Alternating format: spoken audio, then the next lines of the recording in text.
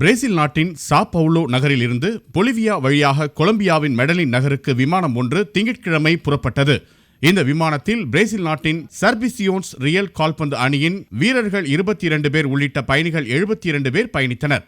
விமான சிப்பந்திகள் 9 பேரும் அதில் இருந்தனர். அந்த விமானம் மெடலின் நகர விமான நிலையத்திலிருந்து 30 கிலோமீட்டர் தொலைவில் வானில் 7000 அடி உயரத்தில் பறந்தபோது திடீரென விபத்தில் சிக்கியது. அந்த நேரத்தில் இடி மின்னலுடன் பலத்த மழை பெய்து கொண்டிருந்தது. விபத்தில் சிக்கிய விமானம் மெடலின் நகருக்கு அருகில் உள்ள மலைப்பகுதியில் விழுந்து நொறுங்கியது. இந்த விபத்து குறித்து தகவல் அறிந்ததும் மீட்புக் குழுவினர் அங்கு விரைந்தனர்.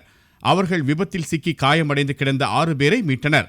அவர்களை மருத்துவமனைக்கு கொண்டு செல்லும் வழியில் ஒருவர் உயிரிழந்தார். இது தவிர கால்பந்து வீரர்கள் ஆலன் ரசல், ஜாக்சன் போல்மேன், மார்க்கோஸ் டெனிலோ ஆகியோர் உள்ளிட்ட 5 பேர் காயங்களுடன் மருத்துவமனையில் அனுமதிக்கப்பட்டுள்ளனர்.